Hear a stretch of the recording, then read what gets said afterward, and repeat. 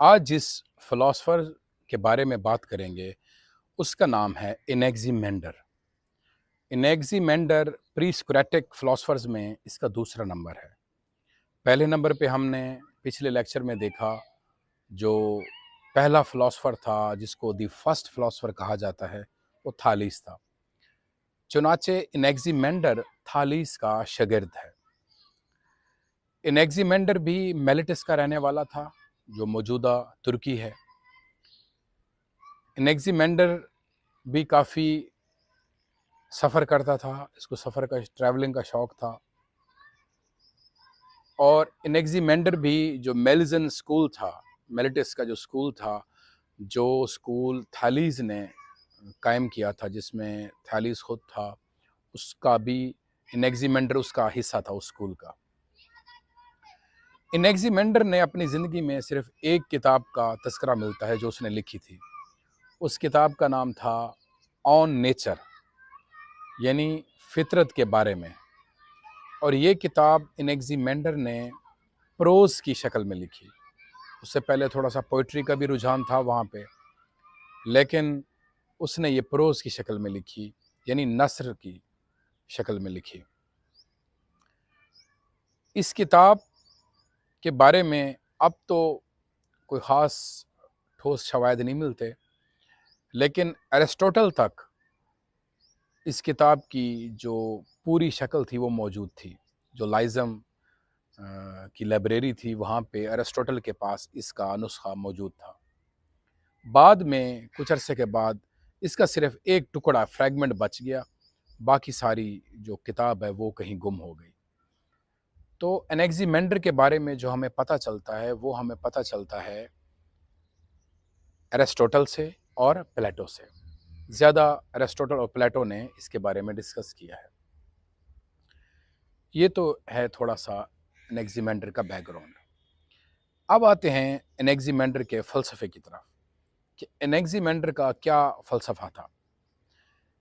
देखें, एनेक्सीमेंडर ने जो क्लेम किया उसका भी क्लेम वही था जो थालीस ने किया था। थालीस ने कहा था कि कायनात बनी है पानी से।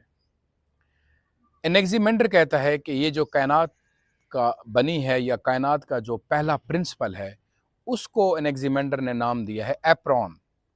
एप्रॉन का मतलब है बाउंडलेस, ऐसी चीज जिसकी कोई बाउंड्री ना हो, limitless, unlimited, infinite, immortal, indefinite, impersonal भी,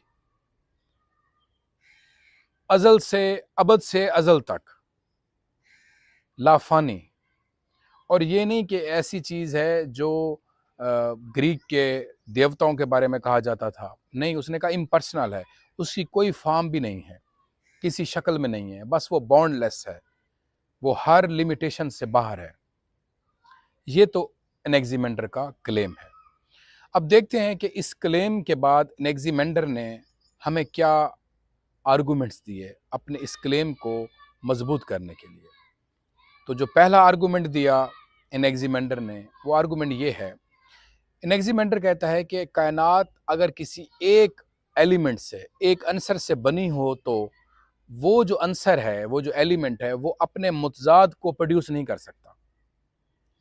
मसलन अगर कायनात, जैसे थालीस ने कहा था कि कायनात बनी है पानी से, तो एनेक्सीमेंडर कहता है पानी की अब ये कैपेसिटी नहीं है कि वो आग प्रोड्यूस करे, आग को बना सके।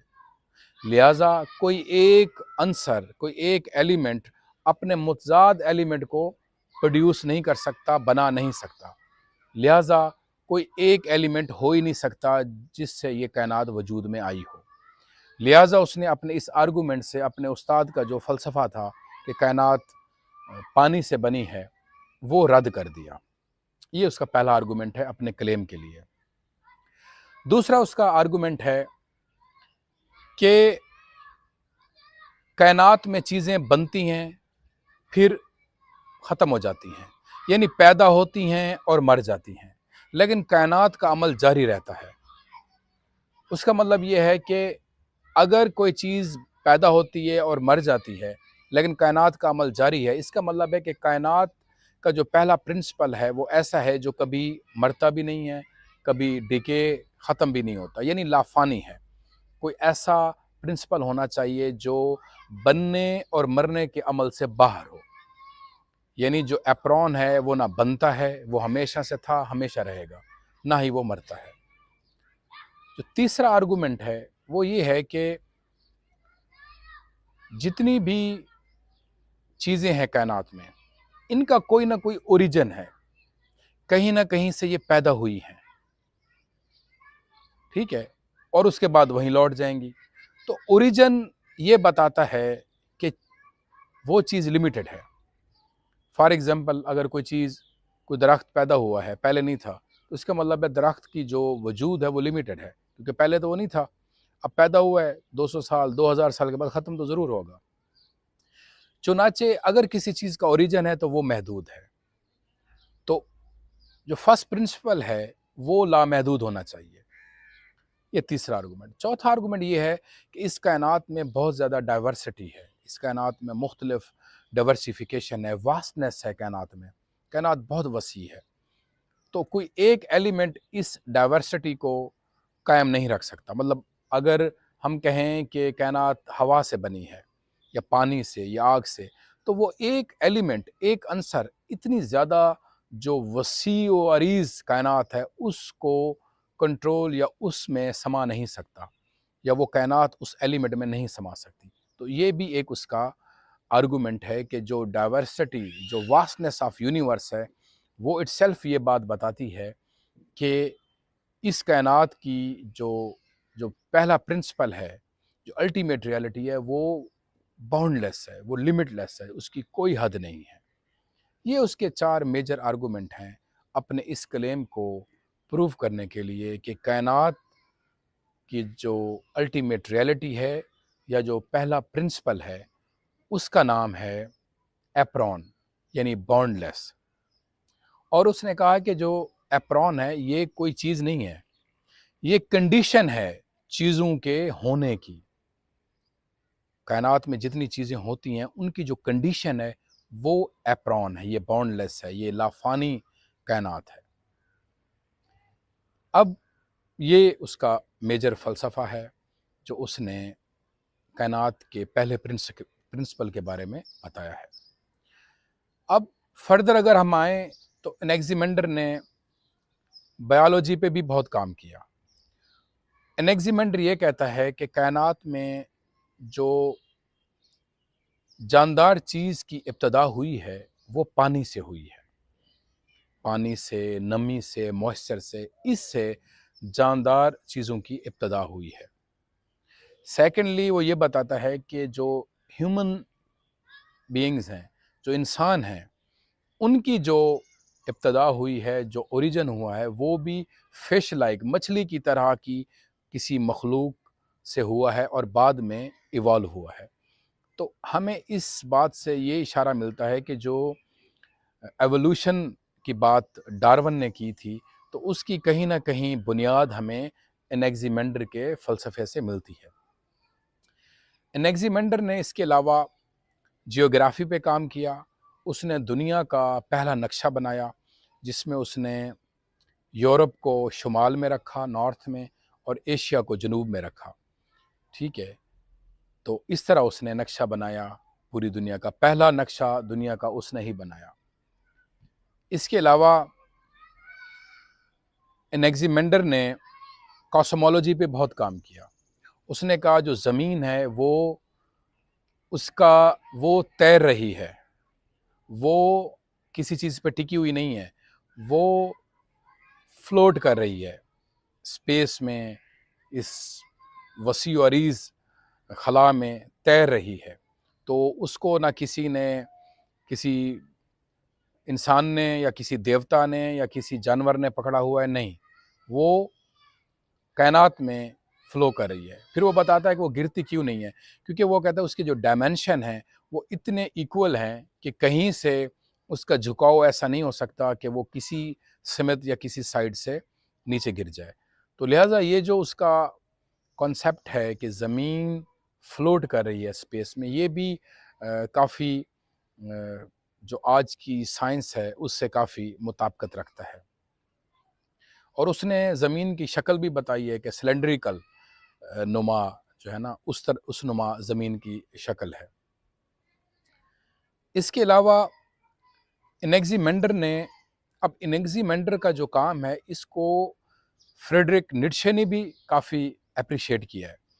ख़ुसूसन वो कहता है कि जब एनेक्सिमेंडर ने ये कहा है कि ये जो वजूद है एक अलमिया है और ये मुसलसल होने का यानी बिकमिंग का अमल है, चीज़ें बनती हैं फिर ख़त्म होके अपने असल की तरफ लौट जाती हैं, तो इसको अप्रिशिएट किया है। क्योंकि जो नीत्शे का अपना फ़लसफ़ा है जो आगे जाके हम पढ़ेंगे इटर्नल रिकरेंस का, उसमें ये चीज़ काफ़ी मिलती जुलती है एनेक्सिमेंडर से, और उसने एनेक्सिमेंडर को कोट किया है इसी हवाले से कि जो वजूद है वो एक ट्रेजिक एक अलमिया है, क्योंकि उसमें जो अमल है वजूद एग्जिस्टेंस का वो मुसलसल जारी है, वो बिकमिंग के अमल से गुजर रहा है। चीज़ें बनती हैं फिर वो फना हो जाती हैं, वो अपने असल की तरफ जाती हैं, और हम देखते हैं चीज़ें पैदा होती हैं फिर वो ख़त्म हो जाती हैं। और इसी तरह हाइडेगर काफ़ी इन्फ्लुएंस हुआ है एनेक्सिमेंडर से। वो कहता है कि एनेक्सिमेंडर की ये बात बिल्कुल ठीक है, चीज़ें बनती हैं फिर ख़त्म हो जाती हैं। हाइडेगर इसको नाम देता है कि जो एग्जिस्टेंस है वो पैदा होती है, फिर उसका मतलब डिस्क्लोजर होता है, फिर उसकी विदड्रॉल होता है कि उसके बाद वो ख़त्म होती है। एक दफ़ा ज़हूर होता है उसका, एक दफ़ा चीज़ें जब पैदा होती हैं तो उनका ज़हूर होता है, फिर बाद में वो उनका विदड्रॉल हो जाता है, यानी वो ख़त्म हो जाती हैं। तो एनेक्सिमेंडर का जो बाकी आने वाले वेस्टर्न फ़िलॉसफ़र्स थे उन पर काफ़ी गहरा असर था। एनेक्सिमेंडर के बारे में एक और चीज़, एनेक्सिमेंडर वो पहला फ़लसफ़ी था जिसने मेटाफ़िज़िक्स की भी बुनियाद कहीं न कहीं रखी। मेटाफ़िज़िक्स का मतलब है कि जो फ़िज़िकल से ऊपर हो, मेटा मीन्स बियॉन्ड या अबव, फ़िज़िकल मीन वो चीज़ जो फ़िज़िकल हो, जो नज़र आए, जो टेंजिबल हो। मेटाफ़िज़िक्स वो चीज़ जो टेंजिबल ना हो। एनेक्सिमेंडर से पहले जैसे थालीस था, उसने कहा था कि कायनात का जो फर्स्ट प्रिंसिपल है वो पानी है। तो पानी ऐसी चीज़ है जो नज़र आ सकती है, यानी उसने फिजिकल इंटरप्रिटेशन दी कायनात के पहले असूल के बारे में। लेकिन एनेक्सिमेंडर ने फिजिकल इंटरप्रिटेशन नहीं दी। एनेक्सिमेंडर ने कहा कि एप्रॉन है, बाउंडलेस है और वो फॉर्मलेस है, यानी वो कोई टेंजिबल चीज़ नहीं है, आप उसको देख नहीं सकते। तो इससे जो फिजिकल या फिजिक्स थी वो कन्वर्ट हुई या वो आगे स्टेप फॉरवर्ड हुई मेटाफिजिक्स की तरफ से। तो अगर ये कहा जाए कि एनेक्सिमेंडर पहला मेटाफिजिशियन था तो ये भी गलत नहीं होगा। उसके अलावा ये पहला फ़लसफ़ी था जिसने एक मरबूत, एक कंस्ट्रक्टिव आर्गूमेंट्स दिए अपने क्लेम को साबित करने के लिए। और ये पहला फ़लसफ़ी था जिसने एक प्रोज़ में फ़िलॉसफ़ी लिखी या अपना फ़लसफ़ाना जो नज़रियात थे प्रोज़ की शक्ल में लिखे। तो एनेक्सिमेंडर का जो काम है वो बाद में जितने भी प्री सोक्रेटिक फ़िलॉसफ़र्स आगे हम पढ़ेंगे, एनेक्सिमेनीज़ है, पार्मेनिडीज़ है या हेराक्लाइटस है, या उसके बाद जो सोक्रेटिस से आगे हैं प्लेटो, अरिस्टोटल, उन पे काफ़ी उसका इन्फ्लुएंस रहा। तो आज का हमारा जो फ़लसफ़ी था वो एनेक्सिमेंडर था, प्री सोक्रेटिक फ़िलॉसफ़र था जो थालीस का शागिर्द था। और हम नेक्स्ट लेक्चर में पढ़ेंगे एनेक्सिमेनीज़ के बारे में जो कि एनेक्सिमेंडर का शागिर्द था।